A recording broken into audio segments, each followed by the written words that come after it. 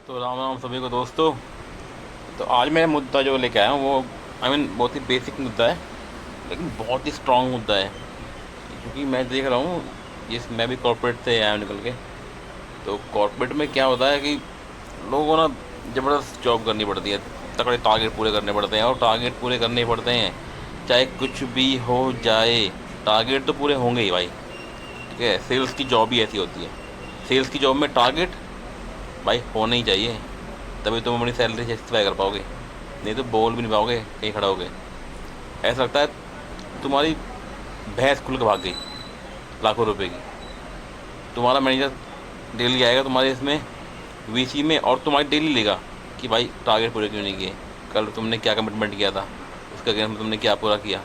और उसके बाद भी बेचारे सेल्स के बंदे क्या होते हैं, अपने क्रेडिट कार्ड, अपने डेबिट कार्ड, जो भी उन पर पड़ा हुआ है असला वो डाल देते हैं, और फिर अपना जो भी बना चलता है हिसाब किताब। उसके बाद फिर क्या होता है, पैसा क्रेडिट कार्ड से निकाला, वहाँ पे डिफ़ॉल्ट हो गए। ऑब्वियस सी बात है, पैसा निकाला तो यार यहाँ वहाँ चले जाते हैं। सेल्स की जॉब ऐसी होती है, कुछ लोग ड्रिंक भी करते हैं, खाना पीना भी खाते हैं ऊपर नीचे का, पैसा भी लेट आता है।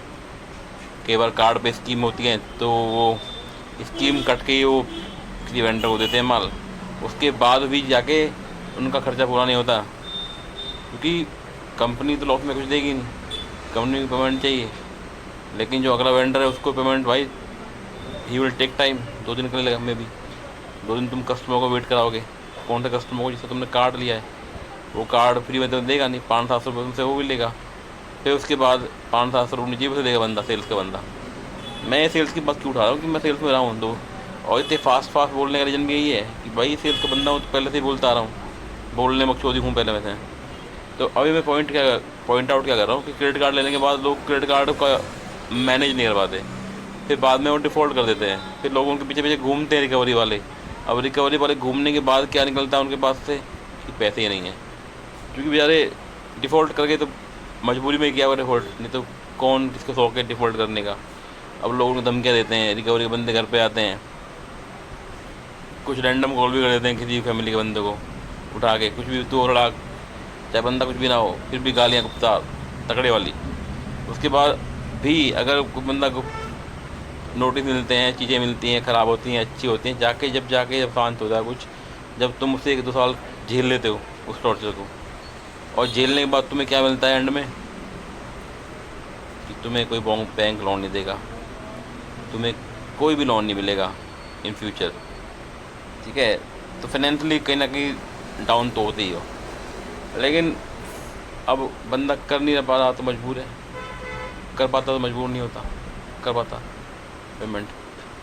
तो दोस्तों यार, थोड़ा ना क्रेडिट कार्ड का यूज ना ही करो तो बेटर है, क्योंकि मैं देख रहा हूँ अपने दोस्तों को, अपने कलीग्स को, अपने जूनियर्स को बहुत ही स्ट्रगल कर रहे हैं इन चीज़ों को लेकर। तो क्रेडिट कार्ड को बहुत ही मैनेज तरीके से यूज करो, कंपनी के लिए को यूज ना करके थोड़ा सा क्रिटिकली और माइंड से यूज करो। आइडिया है तो करो ही, कुछ नहीं करो भाई तो कुछ और जॉब देखो अच्छी थी। सेल्स के जॉब के लिए लाइन लगी पड़ी है, जो मर्जी जॉब देख सकता है। मेरी तो अलग सिस्टम है, खैर मैं फिर भी बोल रहा हूँ कि आप लोग please focus on your system, focus on your financially management, जो चीज़ें होती हैं उन पर फोकस करो, और शायद तुम उससे भी बेटर तरीके से निकाल पाओ। तो भैया थोड़ा सा क्रेडिट कार्ड को फोकस करके सही से मैनेज करना सीखो, नहीं तो प्लीज़ क्रेडिट कार्ड पे जाओ मत, सारे कार्ड तोड़ के फेंक दो। ठीक है, ठीक है दोस्तों, चलो भाई, और थैंक यू सर, जनहित में जारी।